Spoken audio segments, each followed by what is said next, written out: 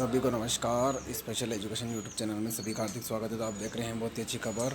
राज्य में यूपीएस लागू करने की तैयारी में है सरकार। जल्द कैबिनेट में आ सकता है प्रस्ताव। लाखों कर्मचारियों को मिलेगा लाभ।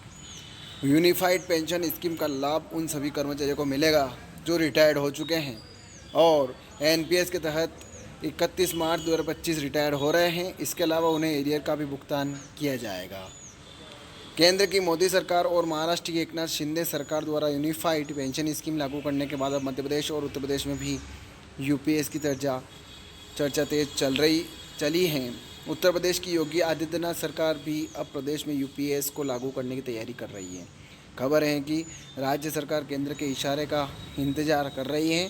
यहाँ से मंजूरी मिलते ही वित्त विभाग इस पर कितना वित्तीय बोझ पड़ेगा इसका आकलन करेगा और फिर इसी आधार पर रिपोर्ट तैयार कर प्रस्ताव को कैबिनेट में लाया जाएगा। यूपीएस के प्रदेश में लागू होने से 17 लाख कर्मचारी लाभान्वित होंगे। वर्तमान में 2005 के बाद से सरकारी नौकरी ज्वाइन करने वाले कर्मचारियों को न्यू पेंशन स्कीम यानी एनपीएस का लाभ दिया जा रहा है।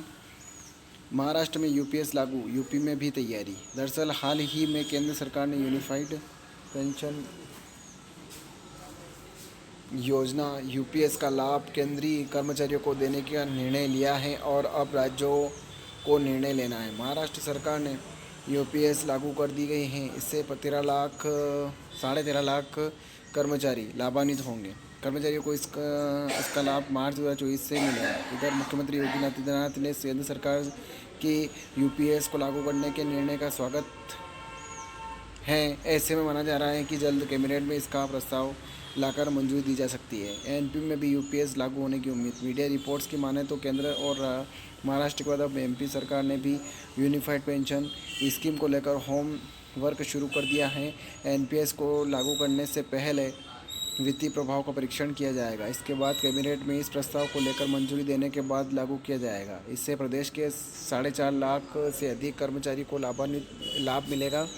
इधर तृतीय कर्मचारी संगठन ने यूपीएस का स्वागत तो किया है लेकिन पूरी तरह से इससे संतुष्ट नहीं है। उन्होंने केंद्र सरकार से इसके स्थान पर ओपीएस लागू करने की मांग की है। कर्मचारियों का तर्क है कि एनपीएस के नुकसान यूपीएस में कम हुए लेकिन ख़त्म नहीं।